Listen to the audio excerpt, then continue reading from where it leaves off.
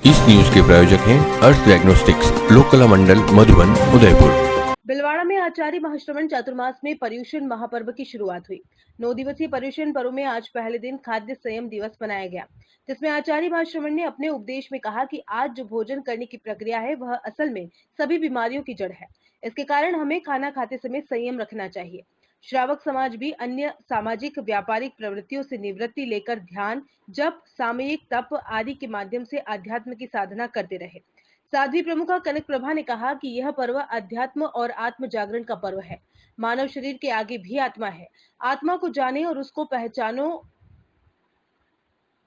आत्मा को जानो और उसे पहचानो और आत्मा की यात्रा करो। यही धर्म का मूल स्रोत है। पर्युषण पर्व में कई कार्यक्रमों का आयोजन किया जाता है और अंतिम दिन क्षमा याचना की जाती है, जिससे कि व्यक्ति अपना मन, वचन और काया को स्वच्छ कर सके।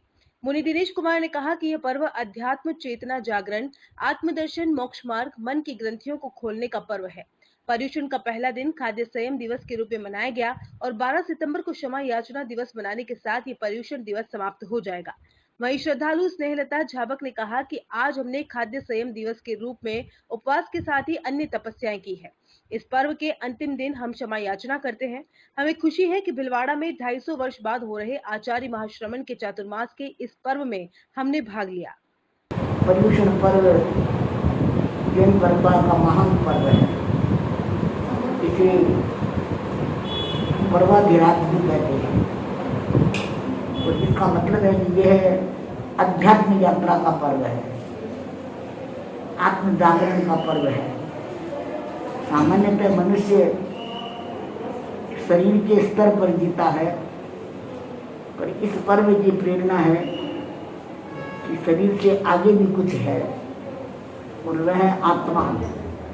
तो आत्मा को जानो, आत्मा को पहचानो और आत्मा की यात्रा करो, क्योंकि धर्म का मूल स्रोत वही है। आत्मा को समझने का, आत्मा को जीने का, आत्मा के लिए जागरण करने का पर्व है और यह 9 दिनों का पर्व है। मूल तो इसका शिखर दिन है, वह है संवत्सरी का। उस दिन साधु साधियाँ 24 उपवास करते हैं, न खाना खाते हैं, न पानी पीते हैं। और उससे पहले ये 7 दिन होते हैं, उनमें अलग अलग दिनों की साधना होती है।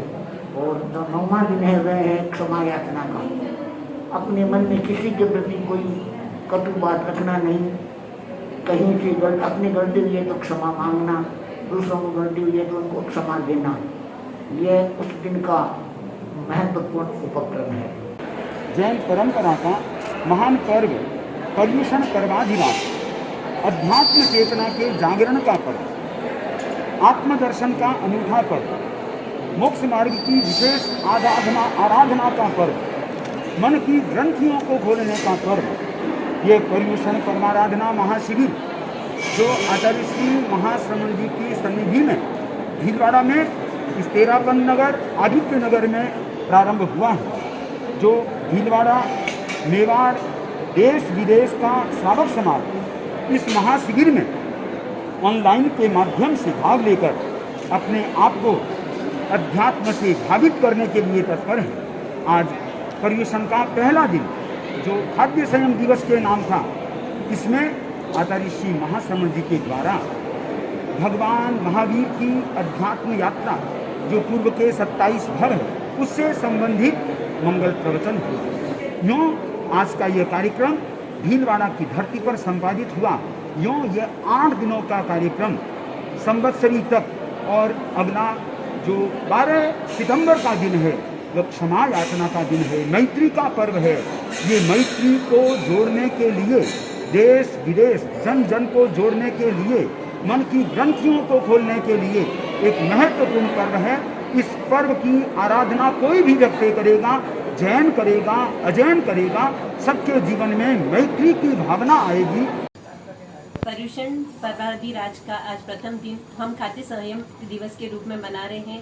इसमें द्रव्यों की सीमा, विगय की सीमा, उपवास, बेला तेला आदि तपस्याएं करके हम खाद्य संयम दिवस के रूप में मनाते हैं। ये पर्वाधिराज बहुत आध्यात्मिक तरीके से मनाया जाता है। इसमें चातुर्मास में तपस्या सब चलता है, पर 8 दिन का हमारा पर्युषण महापर्व होता है, जिसमें हम अलग अलग तरह से स्वाध्याय, ज्ञान, जप, तप, अखंड जप तप भी इसमें चलता है, जिसमें हम अपने महापर्व को अच्छे से मनाते हैं। इसका अंतिम दिन संवत्सरी महापर्व होता है और अंतिम दिन अब हम सभी छोटे बड़े सब अपनी भूलों को स्वीकार करते हैं, स्वयं भी क्षमा याचना करते हैं, दूसरों को भी हम क्षमा प्रार्थी बनकर दूसरों को भी हम क्षमा दान देते हैं। 250 वर्षों के इतिहास में ये पर्युषण महापर्व बहुत अधिक हमारे लिए महत्वपूर्ण बन गया है, क्योंकि 250 वर्षों के इतिहास में प्रथम बार हमारे गुरु आचार्य श्री महाश्रमण का चातुर्मास हमको मिला है, जिसमें पूरे समाज को तो इसका पर्युषण महापर्व का लाभ मिल ही रहा है, पर हमारे पूरे जाबक परिवार को इसका लाभ मिल रहा है, क्योंकि जाबक परिवार पर हमारे गुरुदेव की बहुत बड़ी अनुकंपा है, जिसको हम कभी नहीं भुला सकते हैं।